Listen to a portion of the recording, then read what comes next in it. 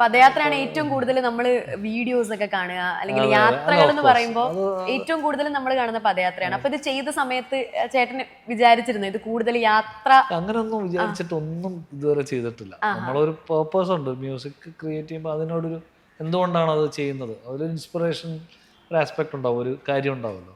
അപ്പോൾ ഒരു കൂട്ടുകാരൻ്റെ യാത്രയോടനുബന്ധിച്ച് ചെയ്തതാണ് ആ പാട്ട്.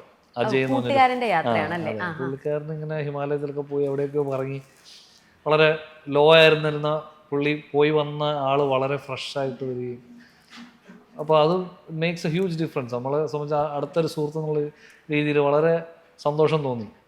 വെച്ചാൽ അദ്ദേഹം വളരെ ബുദ്ധിമുട്ടിലായിരുന്നു, ഒരു വല്ലാത്തൊരു മൂഡിലാണ് പോയത്. വന്ന ആൾ വളരെ ഫ്രഷായിട്ട്, അപ്പോൾ ഒരു 30 ദിവസമൊക്കെ യാത്ര ചെയ്ത് വന്ന ഒരാൾക്ക് വന്നൊരു മാറ്റം, മേ ബി എക്സ്പീരിയൻസസ് ആയിരിക്കും, പലരുടെ ജീവിതങ്ങൾ നമ്മൾ നേരെ കാണുമായിരിക്കും. അപ്പോൾ നമ്മുടെ പ്രശ്നങ്ങളൊന്നും അല്ല എന്ന് തിരിച്ചറിയുന്നതായിരിക്കാം. അപ്പോൾ ആ തിരിച്ചറിവ് നമ്മളെ സന്തോഷവാനാക്കും എന്നുള്ളത് തന്നെയാണ് അതിൻ്റെ യാത്രകൾ ചെയ്യുന്ന ഒരു സംഭവം. നമ്മുടെ പ്രശ്നങ്ങളാണ് ഏറ്റവും വലിയ പ്രശ്നങ്ങളെന്ന് ചിന്തിക്കുകയും, വീട്ടിൽ അങ്ങനെ സ്റ്റഫി ആയിട്ട് ഇരുന്ന് കഴിഞ്ഞാൽ അത് പ്രശ്നമല്ലേ. അപ്പോൾ എനിക്ക് തോന്നുന്നു പുള്ളി പോയി വന്ന ആൾ വേറെ ഒരു ആളായിരുന്നു.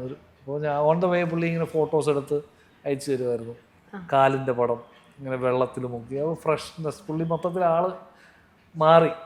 അപ്പോൾ അത് എന്നെ ഒത്തിരി ഇൻസ്പയർ ചെയ്തിട്ടാണ് ആ പാട്ട് ചെയ്യാൻ ശ്രമിച്ചത് ഒരു യാത്രയോട്.